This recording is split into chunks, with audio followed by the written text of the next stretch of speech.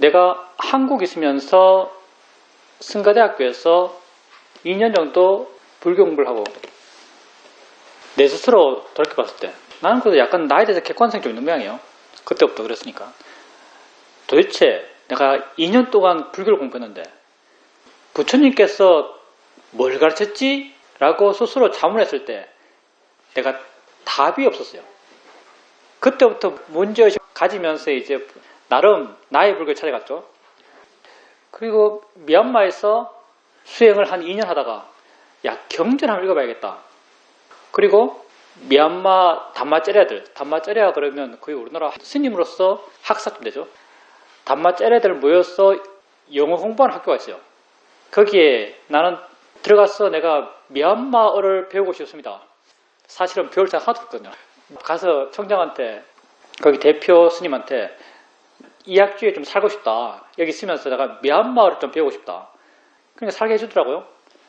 미얀마 수업은 하루에 1시간 듣긴 들었는데 미얀마 공부는 정말 하나도 안 했어요. 거기서 책상 주고 침대 주고 밥 주고 하니까 거기서 내가 하루에 10시간 정도는 책상에 앉아서 책을 읽었어요. 미얀마 열대지방 사람이잖아요. 다들 게으르거든요. 사람들이 사실 다 나이 열정에 놀랐어요. 모기장 안에 들어가지고 거기 모기가 많으니까 책상 위에다가 이제 모기장 쳐가지고 그 안에 들어가가지고 정말 하루에 10시간 동안 책을 읽었습니다. 그때는 거의 강력한 로바의 힘. 어떤 로바인가 책 한 권 떼면 탁 사놓고 이제 다 읽었어. 네 거야 쭉쭉쭉쭉 사있고. 구할 수 있는 책이 영어였으니까 사실 영어로 다 읽었는데 그 테라와다 대학에 있어가지고 웬만한 영어책은 다 구할 수 있어요. 내가 구할 수 있는 기본 영어로 된 불교 서적은 다 읽었어요. 6개월 동안. 책이 이만큼 쌓였어. 기분 좋았어요. 이 로바의 만족감. 로바의 뿌듯함 이걸 느끼면서. 그리고 내가 결론을 지었죠. 아, 부처님 가르침 이거구나 라고 결론 지었어요. 그 결론이 뭔가? 부처님의 가르침은 존재를 혐오하는 것이다. 이거 막 떠들고 다녔어요. 야, 니 붓다의 가르침 뭔지 아냐? 붓다의 가르침의 정수는 존재를 혐오하는 것이다. 이 말을 막 떠들고 다녔죠. 지금 생각해보면 굉장히 부끄러운 일입니다. 왜냐하면 그 당시 나는 존재가 뭔지 하나도 몰랐고요. 혐오가 뭔지 하나도 몰랐어요. 존재를 혐오하라 이 문장 자체는 틀리지 않았어요. 이게 붓다의 가르침이다 라고 말해도 충분히 합당한 말 같아요. 지금도 그 말을 한다면은 붓다의 가르침의 정수가 뭔가? 붓다의 가르침은 존재를 혐오하라는 것이다 라고 말한 데에서 지금 내 입장에서 그 말 틀렸다고 말을 못해요. 근데 내가 그 말을 하고 다닐 당시에 존재를 혐오하라는 말을 하고 다닐 당시에 만나는 사람마다 이 말 했거든요. 내가 너무 감동적이어서 만나는 사람마다 붓다의 가르침의 정수는 존재를 혐오하라는 것이다 라고 말하고 다녔어요. 근데 그때 내가 이 말을 하고 다닐 당시에 나는 존재가 뭔지 하나도 몰랐고요. 혐오가 뭔지 하나도 몰랐어요. 실제로는 내가 그게 무슨 말인지 하나도 모르는 말을 하고 다녔던 거죠, 사실은. 불교란 말은 이것도 워낙 의미들이 많이 투영돼서 별로 마음에 안 드는 것 같아요, 불교. 붓다의 가르침. 붓다는 가장 완성된 인간이죠. 가장 지혜로운자요. 삶을 본질적으로 가장 깊이 이해한 분이라고 우리는 생각합니다. 붓다가 도대체 뭘 가르쳤는가? 지금 내 입장에서 붓다가 도대체 뭘 가르쳤냐라고 말한다면 나는 이 순간 내가 어떻게 살아야 하는지를 가르쳤다 이렇게 말하겠어요. 이 순간 내가 어떻게 살아야 하는지를 가르쳤다. 이게 지금 내 이해 수준에서는 가장 합당한 것 같아요. 지금 이 순간 어떻게 살아야 하는가. 물론 붓다께서는 경전에서 다르게 표현하죠. 경전에서 붓다께서 오늘은 우리 새로 오신 분을 위한 시간입니다. 여러분 이해를 하시고 제자가 붓다에게 물어요. 붓다에게 딴 사람에 가서 내가 붓다 아래에서 뭘 배웠다라고 말하면 붓다의 가르침을 제대로 바르게 그 사람들에게 전하는 것입니까? 이렇게 말해요. 이게 붓다가 뭘 가르치냐의 답이죠, 사실. 딴 사람에 가서 내가 붓다 아래에서 뭘 배우고 있다고 말해야 합니까? 라고 붓다에게 물은 거예요. 그러니까 부탁께서 이렇게 말하죠. 너 딴 사람에 가서 내 아래에서 고통에 대해서 배우고 있다고 말해라. 그러면 나의 가르침을 완벽하게 있는 그대로 말한 것이다. 이렇게 말해요. 너 어디 가서 고통에 대해서 배우고 있다고 말해라. 그러면 나의 가르침을 완벽하게 바르게 전한 것이다. 이렇게 말해요. 고통에 대해서 완전히 이해한다. 이 말이 곧 고통을 완전히 해결한단 말이죠. 사실은 부다의 가르침의 핵심이라고 볼 수 있어요. 고통의 이해와 고통의 해결. 이게 부다의 가르침의 핵심이라고 할 수 있죠. 그래서 무슨 사성제 하면 고진멸도죠. 고 하면 고성제. 다 고통이 되죠. 집성제, 고통의 원인. 멸, 고통 없는 상태. 경지, 도, 그 고통 없음에 이르는 길. 이게 고진멸도죠. 이론적으로 부다의 가르침이 뭔가라고 말하면 뭐 사성제 말하잖아요. 근데 다 그게 고통 이야기예요. 그래서 부다의 가르침이 뭔가 고통을 이해하고 고통을 해결하는 것, 이게 부다의 가르침이죠. 자, 그러면 고통은 어디에 생기는가? 원인을 알아야 해결되겠죠. 고통이 어디에 생기는가? 여기서부터 부다의 독특함이 나옵니다. 부다는 고통의 문제를 해결하기 위해서 출가하셨고 그 문제를 실제 해결하셨죠. 그러면 고통이 어디에 생겨나는가? 라고 부다는 보셨냐면요. 부다는 고통을 알면서 생긴다고 보셨어요. 물론 이건 경계는 안 나옵니다. 부다는 고통을 알면서, 무엇을 알면서 생긴다고 부다는 보셨죠. 그래서 부다는 인간을, 다 인간 문제잖아요. 인간 문제는 곧 나의 문제예요. 부다는 인간 존재, 곧 나란 존재를 어떤 시각으로 분해했는가, 어떤 시각으로 파악했는가, 알물 기준으로 파악했어요. 전통 불교에서 거의 화석화된 가르침, 아니베설신의 색상비촉법, 육근, 육경, 육식, 18개, 다 이게 뭔가 아니베설신이 알미 일어나는 감각기관, 다 6가지 감각기관에서 일어나는 알물 기준으로 우리 존재를 본 거죠. 이게 아니베설신의 색상비촉법이에요. 그러면 또 부다가 우리 존재를 파악했던 또 하나의 도구, 오온이죠. 오온. 색, 수, 상, 행식. 그럼 색, 수, 상, 행식은 또 뭔가? 감각기관에서 알미 전개될 때 어떻게 전개되는가? 눈을 뜨고 봐요. 눈을 뜨고 보면은 맨 처음 일어나는 것, 이걸 인식의 과정으로 한번 말해본다면 맨 처음 생기는 것, 뭔가 보여지는 게 있겠죠. 그걸 뭐 빛이라든지 광자라든지 어찌됐든 보여지는 게 있어요. 보여지는 것, 그걸 정의하자면 그게 물질이죠. 그래서 색, 수상, 행식의 처음이 색이에요. 그러면 보여지는 것이, 그 물질이 눈에 와서 부딪혀요. 부딪히면 생기는 게 느낌이죠. 그래서 다음이 수예요. 느낌이 생기면 아, 저거 파랗네, 저거 빨갛네, 저거 사람이네 라는 판단이 생겨나요. 이걸 상이라 그러죠. 산냐, 상의 작용이에요. 상이 생기면 아, 빨간 건 예쁘다, 파란 건 차갑다. 이게 마음의 의지작용. 이걸 행위라 하죠. 마음의 반응, 관념에 대한 마음의 반응, 이걸 행위라 그래요. 이게 색, 수, 상, 행이죠. 그리고 이런 것들, 이런 마음작용이 일어날 수 있는 마음 바탕, 이걸 식이라는 거죠. 색, 수, 상, 행식, 우리 존재를 알의 기준으로 우리 존재를 보셨어요. 왜 이렇게 봤는가? 고통이 알물 원인으로 생겼기 때문에 알물 기준으로 우리 존재를 보셨어요. 아주 엄격하게 부다는 이렇게 보셨어요. 알물 기준으로 우리 존재를 보셨죠. 부다께서 말씀하신 모든 법들 다 알물 기준으로 정의된 거예요. 자, 암, 알아요. 보고, 듣고, 느끼고, 생각하고, 맛보고, 냄새 맡는 것, 이게 알미죠. 알미 생겼어요. 경험적으로 알잖아요. 불교의 정답은 여러분 자신입니다.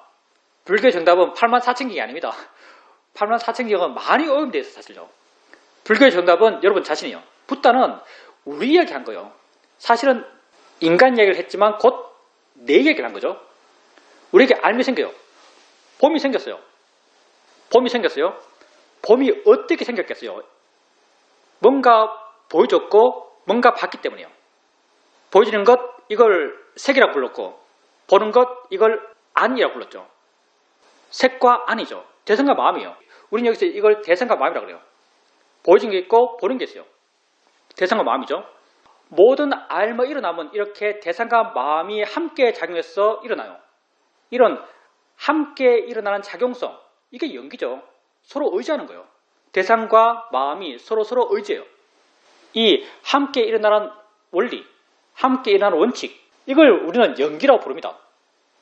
우리 삶을 내용적으로 풀어서 보면 어마어마하게 복잡하지만 삶을 실제적으로 접근해 나가면 삶은 아주 단순해요.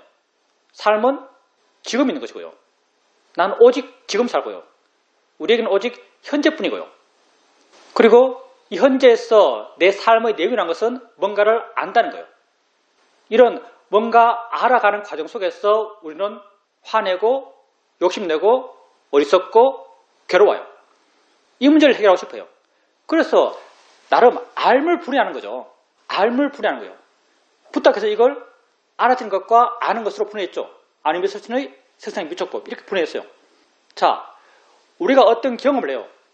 알아지는 게 있어요. 바깥에서 들어온 정보라고 볼 수 있어요. 바깥에서 들어온 정보. 그리고 아는 쪽이 있어요. 이게 서로 엮이면서 알미 생기고 가치가 생기고 판단이 생기고 화가 생기고 욕심이 생겨요. 이게 우리가 살아가는 모습인데 우리는 이걸 알아지는 것, 아는 것, 대상과 마음 이렇게 말해요.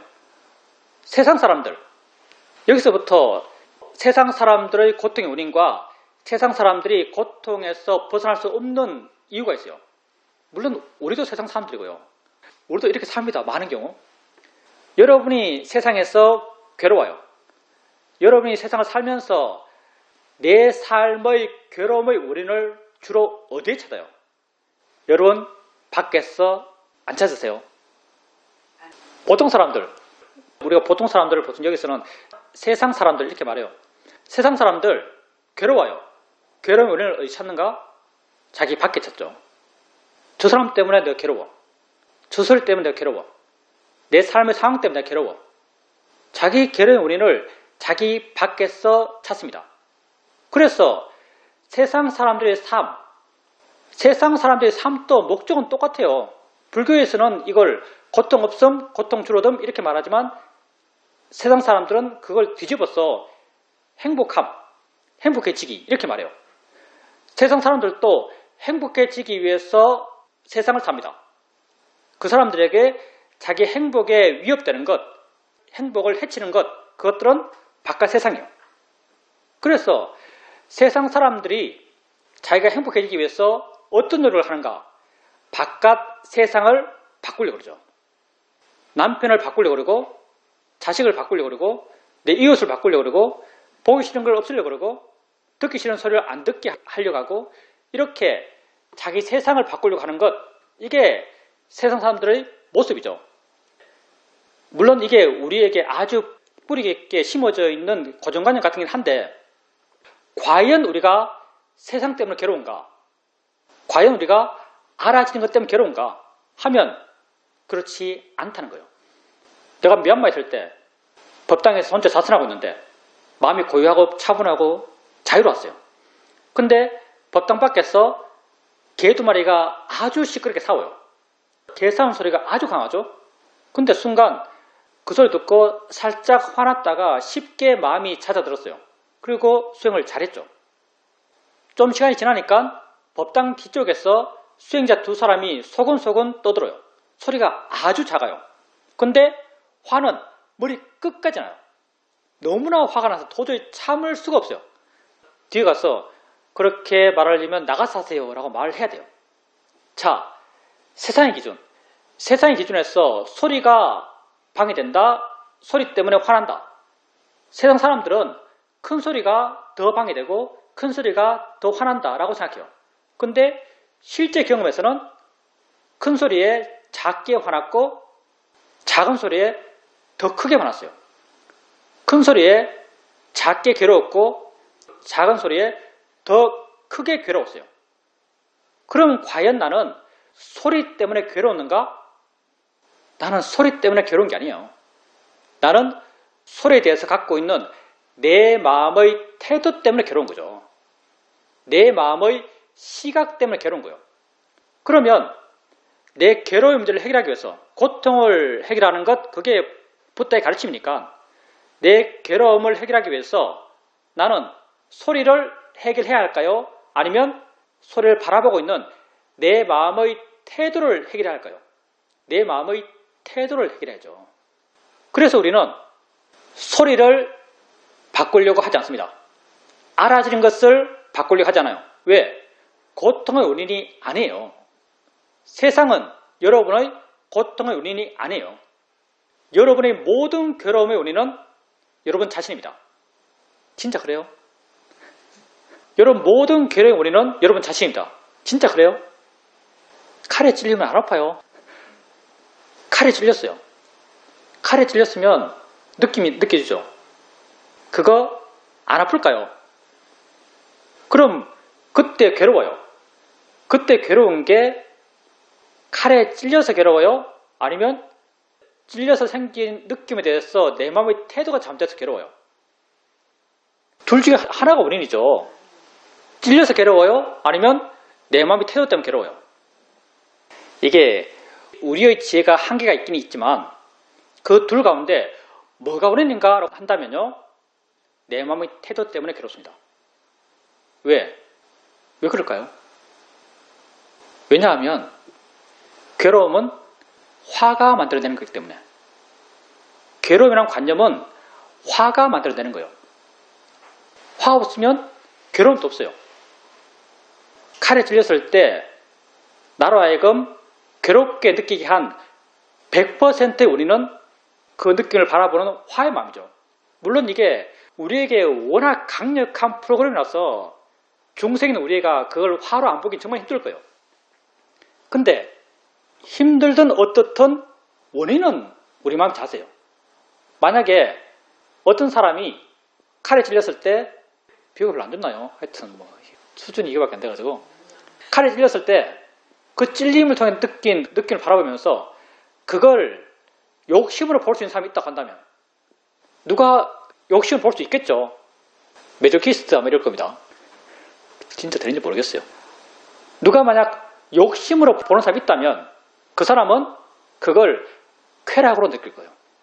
느낌은 그냥 느낌이요. 우리가 기초수행을 할 때 느낌은 단지 느낌이다 이렇게 말하죠. 정말 느낌은 단지 느낌이요.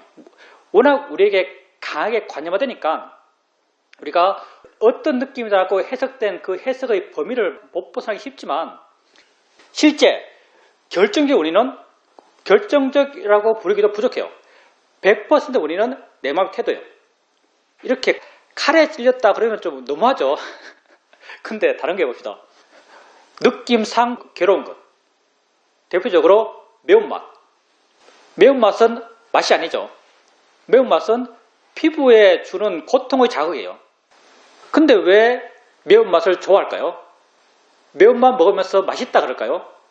매운맛 먹어서 괴롭다 안 그러고 뭐 그럴 수도 있겠지만 어떤 사람은 매운맛 먹으면서 맛있다 하면서 들떠서 욕망으로 먹어요. 매운맛은 괴로움인데 왜 그걸 좋아할까요? 왜 좋아하죠? 마음이 매운맛이 주는 느낌에 대해서 바라보고 있는 마음이 욕심이기 때문에. 우리 삶의 경험을 좋다 나쁘다 결정하는 모든 건요, 바라보고 있는 마음의 자세예요. 우리는 경험 그 자체를 있는 그대로 못 봐요. 마음 자세에 따라서 전혀 다른 색깔을 봐요. 세상에서 설령 반대의 것까지도 뜨겁다 차갑다. 뜨겁다 차갑다가 세상에서 반대예요. 그렇죠? 뜨거운 것, 차가운 것을 사람들은 사실적 진실처럼 받아들여요. 그래서 반응하죠. 여름에 뜨거우면 싫고 겨울에 뜨거우면 좋아하고 여름에 차가우면 좋아하고 겨울에 차가우면 싫어요. 근데 그게 사실인가? 엄청 깊은 우물이 있어요. 우물물을 길러요. 길러서 여름에 거기 손을 넣어요. 어떻게 느낄까요? 우물물을 길러요. 겨울에 거기 손을 넣어요. 어떻게 느낄까요? 겨울에 손을 넣으면 따뜻해요. 그러면 우물물의 온도는 똑같아요. 근데 이게 따뜻하고 차가운 게 아주 명확하거든요. 똑같은 온도에 어떨 때는 왜 차갑고 어떨 때는 왜 뜨거울까요? 예, 마음의 태도예요. 어떤 태도일까요? 어떤 마음의 태도일까요? 예, 욕심. 당연히 여름에는 차가운 걸 욕심내요. 겨울에는 뜨거운 걸 욕심냅니다.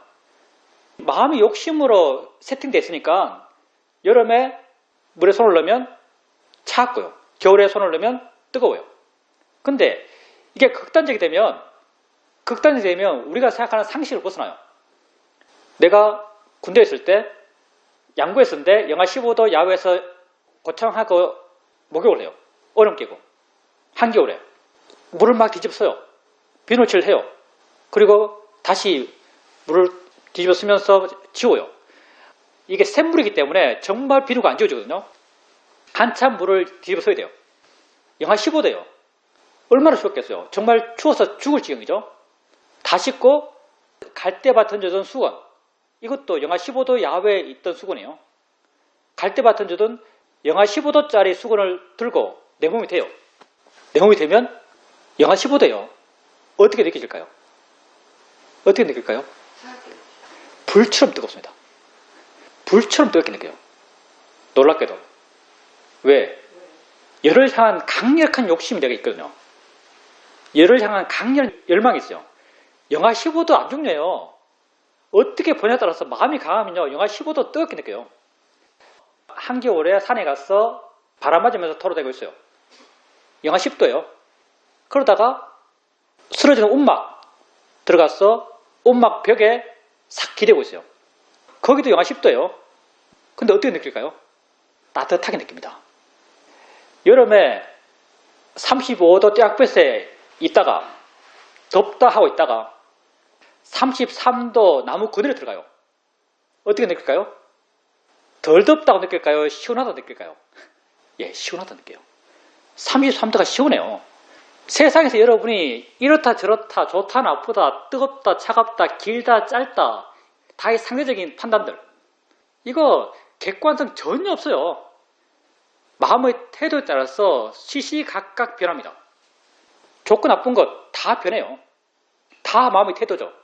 알아지는 것, 거기에 대해서 여러분이 좋다 느끼고 나쁘다 느끼고 괴롭다 느끼고 즐겁다 느끼는 것, 다 마음의 태도에 달린 거예요.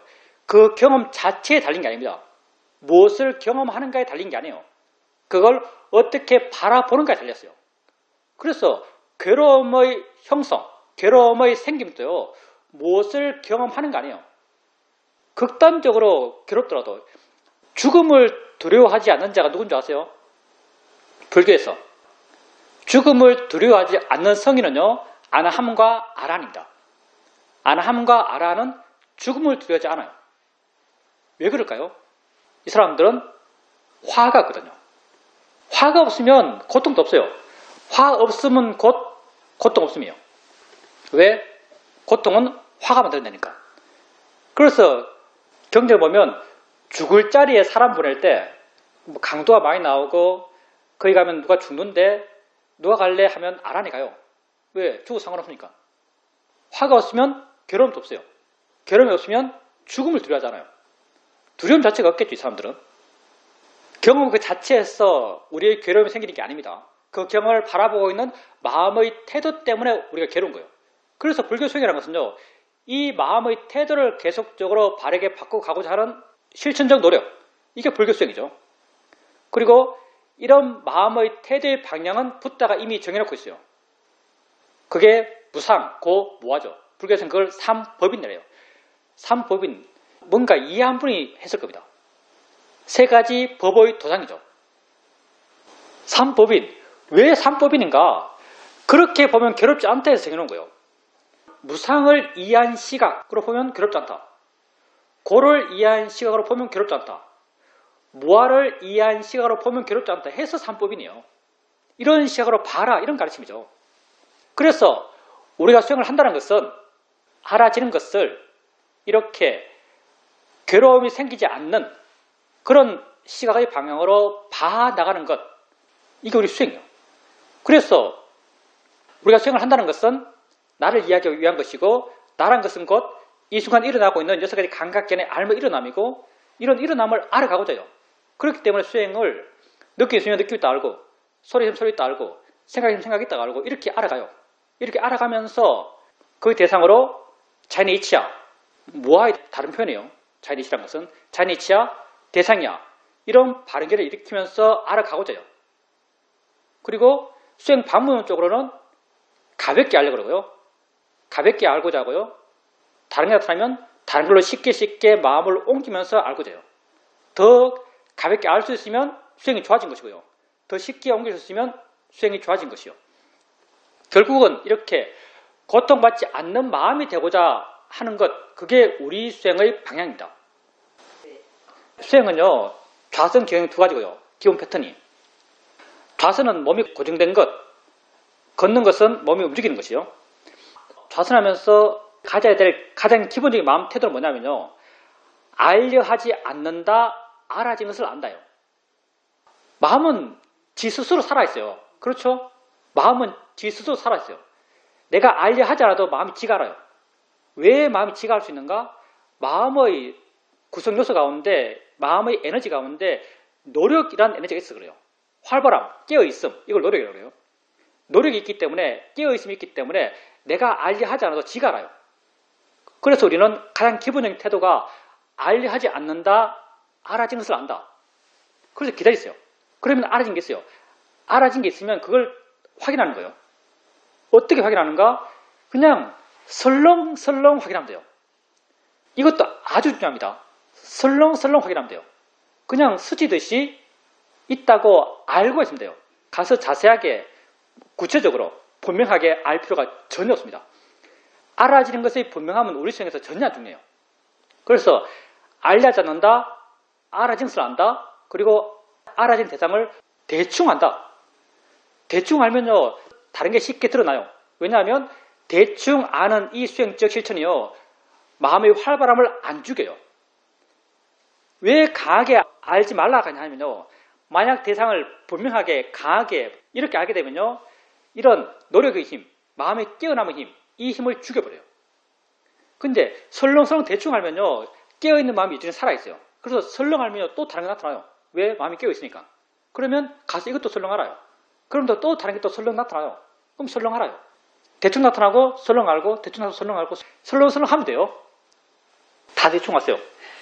무슨 말인가 하면 여기에서 뭘 취하는 게 아니에요. 우리는 여기서 뭘 취하는 게 아니고요, 이 마음을 만들어가는 거예요.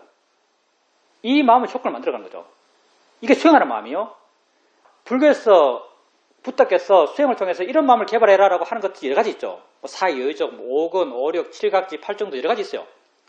이 여러 가지 마음, 다 좋은 마음들이죠. 좋은 마음에서 어디 있는 마음인가? 대상을 지켜보고 있는 이 마음이요. 이 마음의 조건을 만들어가는 것, 이 마음의 조건을 만들어가는 것, 이게 우리 수행의 태도예요. 그러면 한번 봅시다. 한 데서 나타났어요. 알아요. 근데 다른 게 안 나타나요. 한참 기다려요. 한 5초 뒤에 다른 게 나타났어요. 가서 봐요. 또 5초 뒤에 다른 게 나타났어요. 가서 봐요. 이렇게 수행하는 사람이 있어요. 또 어떤 사람은 하나 알았어요. 1초 뒤에 나타났어요. 가서 봐요. 1초 뒤에 나타났어요. 가서 봐요. 1초 뒤에 가서 봐요. 한 사람은 5초 단위, 한 사람은 1초 단위예요. 두 사람이 뭐가 다를까요?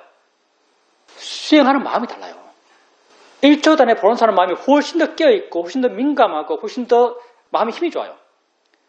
이 마음을 좋게 해나가는 거죠. 이 마음을 좋게 해나가는 이게 수행이에요. 알아지고 있는 것, 내가 보고 있는 것을 뭘 발견하는 것 안 중요해요.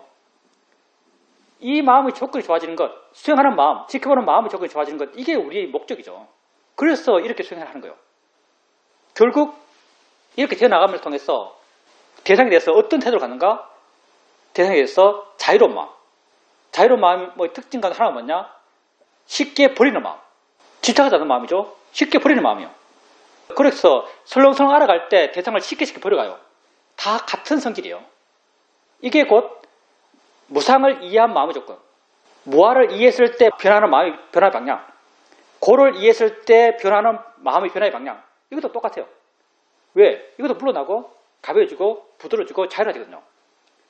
설렁설렁 알아가는 것도 다 이런 어떤 물러나는 마음, 가벼운 마음, 자유로운 마음, 이런 마음들을 수행 실천적 노력을 통해서 이 마음을 키워가는 거예요. 바른 견해를 통해서 형성되는 마음의 조건들, 그리고 이렇게 가볍게 알고 알아진 것을 알고 설렁설렁 알아가고, 이걸 통해서 형성되는 마음의 조건이 똑같아요. 수행하는 마음이 변해가는 게 우리의 수행의 목적입니다. 한번 해보십시오. 잘 안 돼요. 왜? 마음이 별로 안 좋을 거거든요. 하나 자세히 보는 건 쉽게 해요. 왜? 안 좋은 마음도 할 수 있어요. 먹는 느낌 알면서 먹는 느낌이 어떻게 변하지? 자세히 한번 봐볼까? 어떻게 변하는 거야? 얼마나 커? 작아져? 이거요. 수행 한 번도 안 해본 사람도 할 수 있습니다. 근데 먹는 느낌 순간 알고, 손의 느낌 순간 옮기고, 소리 순간 옮겼다가, 저소리 순간 옮기고, 생각을 순간 갔다가, 또 팔의 느낌 순간 갔다가, 이것 아무나 할 수 있는가? 절대 못합니다. 왜?